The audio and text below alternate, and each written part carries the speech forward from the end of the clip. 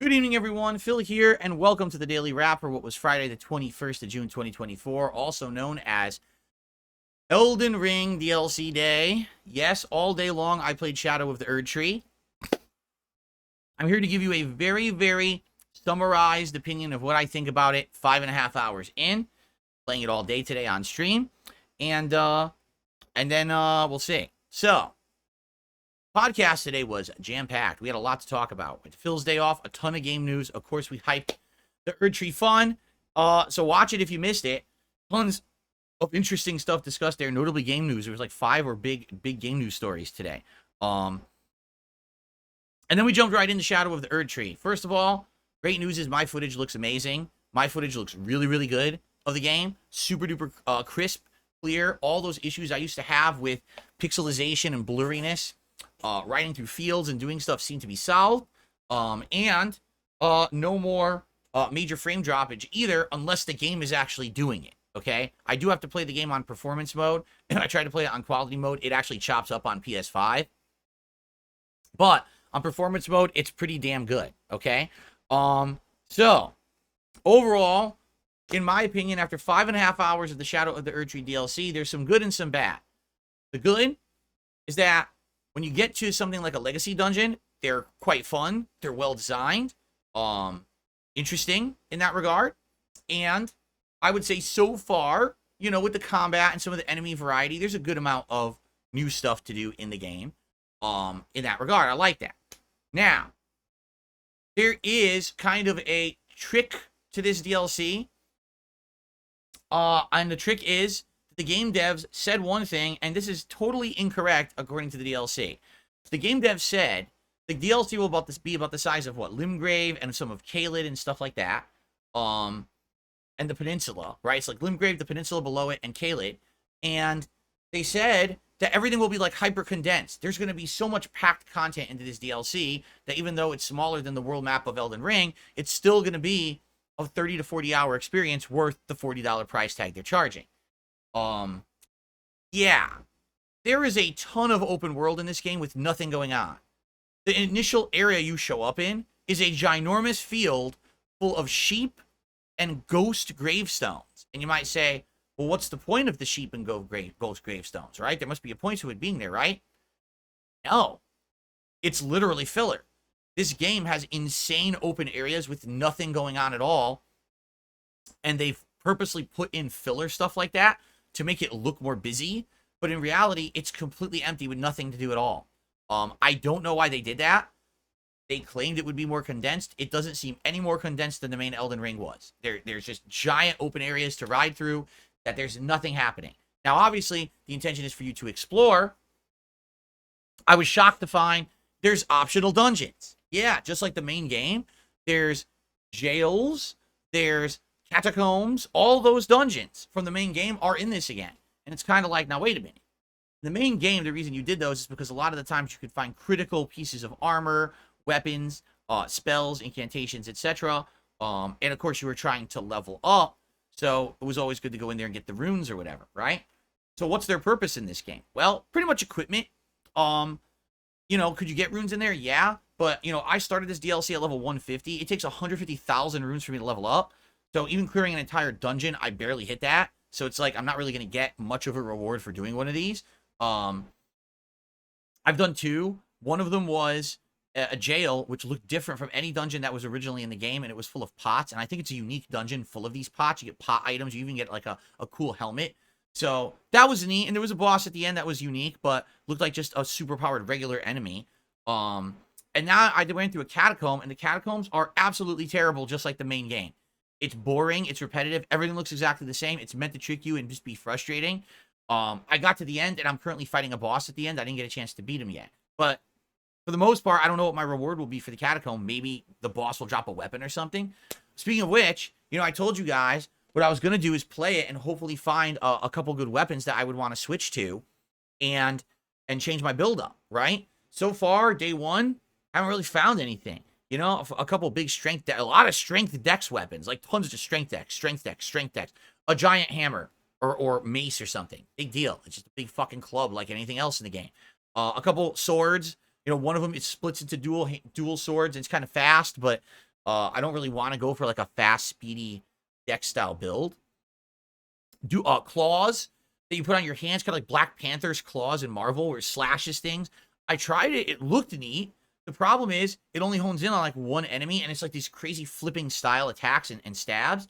And I feel like it would never work on a big enemy. Like, it would never work on a boss. It would only work on like a singled out enemy that maybe you could overwhelm. It's a bleed build weapon. But I'm looking at like all the weapons I got today. Not a single one was anything I was really interested in. Absolutely no magic weapons whatsoever yet in the game. They're all just kind of like straight up melee, you know, smash with a big weapon or slash with a quick dex. Nothing else. So I'm waiting for more variety. I'm hoping there's going to be more than that.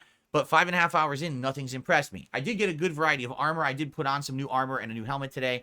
So that's cool. Now, time for my major criticism. So I got to the first legacy dungeon. Cool. I go inside. I do the whole dungeon, no problem. I get to the boss. The boss of the dungeon kills you instantly or with 2 hits. So you can literally not kill this boss yet. Okay? And I say to the audience, I'm like, it's not hard. Like, I could hit the boss for damage. I'm hurting the boss. The problem is I can't learn the boss's pattern because it literally kills you after 1 to 2 hits. I got to the second phase, and the second phase is harder. And I'm like, well, I'm just going to die instantly over and over. Obviously, I'm not leveled enough. But the thing is, I'm level 150 something. I'm like, how much vigor do I need to fight this guy? And everyone's like, well, it's because of the new system. Well, what's this new system? You have to find new crafting items in the environment. They're either called Sadu tree shards, okay? And they're hidden in various different places. Sometimes you kill a guy holding a pot and he has one. Sometimes you'll find one just sitting in a statue, okay? And when you find these, when you find a certain amount, I think it's first just 1, then it's groups of 2. Later on, it's probably groups of 3. You level up, but not really. All that happens is you artificially get more damage output and more damage resistance. So in order to stand a chance against basically the bosses of the game, you have to go grind and find these fragments. So I want you to think about this. You're playing the game. You're exploring the open world. You find a few. You level up. Great. You go to the first legacy dungeon. This is cool. I love it. Having a great time. Get to the end. You just can't do it now. What? Yeah, you just can't beat that boss. It's impossible. He's going to kill you instantly almost every time. So instead of fighting him, go play more. All right, I'll do that. So I go out to the open world. I'm finding more upgrade items. I went to that optional jail thing. Got that. I find a dragon in the environment. Oh, cool. It's one of the dragons. And by the way, same pattern as all the other dragons that were in the main game. Just this one's a different element, and it has like one new attack. So I'm dodging everything. I'm kicking its butt. And I realize something. I'm like, I've been fighting this thing for 5 minutes. I'm not even half down its health yet. I'm not doing any damage to it. Why? Oh, because I didn't find enough upgrade items yet. So I can't beat the first major story boss because he kills me in 2 hits or 1 hit. I can't kill the optional dragon boss because I can't hurt it. Why? Oh, you didn't find enough upgrade items yet. Like, wait, but I already leveled up like 2-3 times. Oh, no, you need to upgrade like 8 to 10 times. Once you do that, then you can take on these bosses. Wait, what? So let me get this straight. You don't want me to actually play the Elden Ring DLC. You want me to just explore the relatively empty, boring open world, just miraculously coming across these upgrade items, finding enough to upgrade that then I can actually take on the fun stuff in the game. And the answer is yes. They created a new artificial difficulty mechanic. Even if you go into this thing leveled high, it doesn't matter. You will not be able to take on the bosses until you find enough upgrade items. And I'm like, that is incredibly stupid. Really, that's a bad system. I don't want to waste time exploring and grinding in this relatively boring, empty open world just looking for where these upgrade items are. I want to play the game. We can't do that. Can't play it. You have to search for the upgrade items in order to make progress once you hit certain points. I wish I was making this up. I'm not. That was my experience today. I started out having a lot of fun. I was liking it. I took on a giant Wicker Man enemy, beat him. Took on a bunch of optional bosses early on. They were tough, but I beat them. Got to that first legacy dungeon. Enjoyed the whole thing. Get to the end. Completely stonewalled. No way you could beat this boss yet. What? Why? Why'd they do that? Oh, leave and go grind. Okay, I will. Spent 2 hours in the open world exploring, grinding. Getting a couple. I think I did one major upgrade after that. Sadu tree or whatever it's called. And then like I said, I did an optional dungeon, did a second optional dungeon, but I'm not really finding the upgrade items that often. So I feel like I'm gonna have to explore open world another 5 hours just exploring, grinding, getting map pieces, getting the upgrade items before I can even go back and fight that boss. I think that's incredibly stupid. Like, the boss should be tough because it has a tough attack pattern, right? Or, you know, you need to rethink your strategy. My strategy works. I deal damage to the boss, but I take one hit, the fight's over. You ever played a fucking FromSoft game perfectly flawlessly? You never took a hit? I mean, what's that? I mean, I'm not going to play the whole DLC like that, where I have to sit there for 4 hours on each boss memorizing its pattern. You know what I'm saying? So that I never take a hit. That's absolutely ridiculous. So, obviously, it means we have to go waste time grinding, finding the upgrade items, and that's stupid, in my opinion. It should come naturally. Like, this first boss shouldn't be, oh, go out, go up. It should be, okay, you got to the first boss, cool, beat it. Then you get to the next area of the game. Now you explore, get the upgrade items naturally on the way to the next major dungeon. Now, oh, go back and grind in the open world before you can even beat this. That's dumb. So, I'll be honest, I liked it for the first 3.5 hours. And then once we hit hour 4 and it became apparent there is no way you can make major progress in the DLC until you go open world grind and explore, I was very upset. I was like, this sucks. I'm bored. I don't want to do that. I want to play it and have fun with it, not waste time for hours. Because, like, tomorrow I'm playing it again. Literally the entire 3 hours tomorrow may actually be just exploring the open world looking for upgrade items. That's it. Instead of doing anything meaningful. It might just be just look around, look for upgrade items. Is that a fun stream? No. Is that fun to play? No. But that's how they built this DLC. You know, in the first game, everything's meaningful. Anything you fight, you get the runes, you level up. Here, it's meaningless. Like, now I'm level 150. I've already got diminishing returns on leveling, so the leveling's pointless. I need to find these specific upgrade items, and that's shitty. I actually feel like that's a really bad way to do the DLC. I think they thought it was going to, like, make it equal for everyone, but instead, all you've done is you've stifled my ability to have fun. You're literally making me invest time to waste in a boring part of the game I don't like.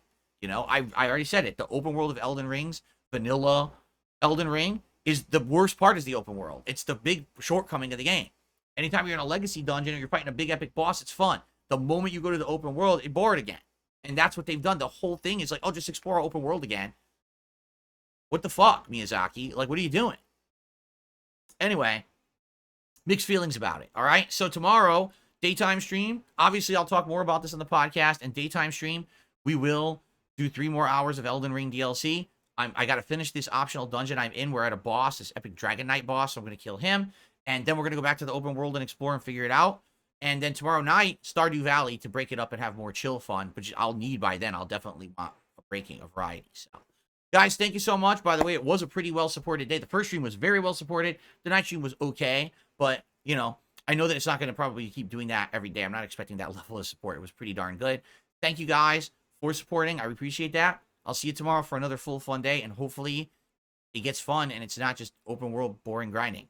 Guess we'll see. All right. Have a good night. See you all tomorrow. Enjoy the videos. Peace out.